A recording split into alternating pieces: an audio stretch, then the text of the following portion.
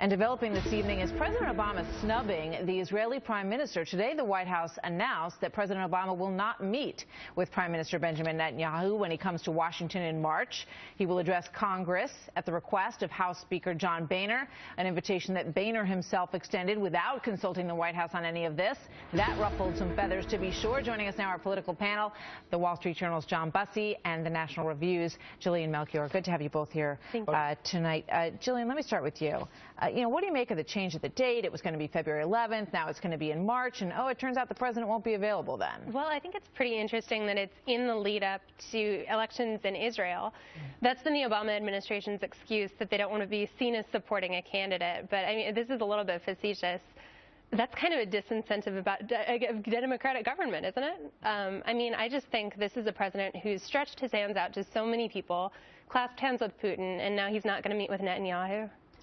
We remember the things that some members of the administration said about Netanyahu. There's obviously a very uncomfortable relationship between these two men, and it comes at a time when the president seems to very much want to deal with Iran, which is not something that's going to go over well in a closed-door session with Benjamin Netanyahu. Right. You just summed it up. These are two people who don't get along, and Iran is right center stage. The argument that you don't see somebody close to the election, the president is saying that's been long-standing protocol. There's an election coming up in March. The party of Netanyahu, Likud, is running behind the Labour Party, so that's a pretty good argument. But it goes to this Iran question. Netanyahu's a hawk, does not want the U.S. to broker a deal with Iran, wants more sanctions.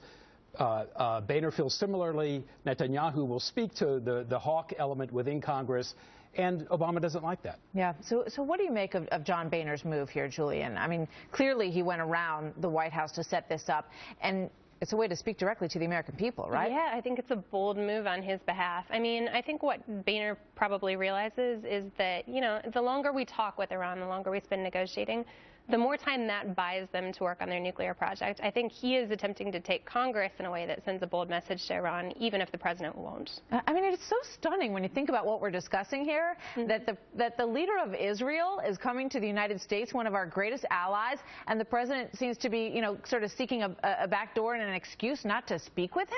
Well, it's politics. It's a bit of soap opera. And again, a long-standing disagreement between these two men on everything from settlement policy in Israel to Iran to the peace negotiations to the Gaza war. So it goes pretty deep.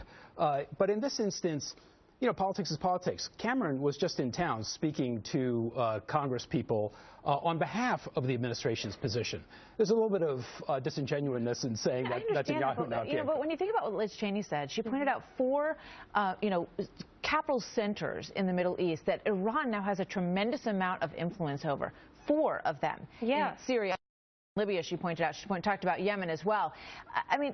And so we have Iran increasing its influence in all of these power centers, and then you've got our ally coming from Israel to speak to Congress. It's just it's a situation I don't think anybody would have imagined a couple of years ago. It's crazy, and I think what really drives me nuts about this is, first of all, nothing in the Middle East has gotten better under Obama. And second, here he is saying that we want diplomacy, not military, yet he won't even meet with a key player right now while he's in Washington. That's just hypocritical, and it doesn't make sense. Thank you very much, John and Jillian. We'll see you later. Thank you. Back later. Thanks for that.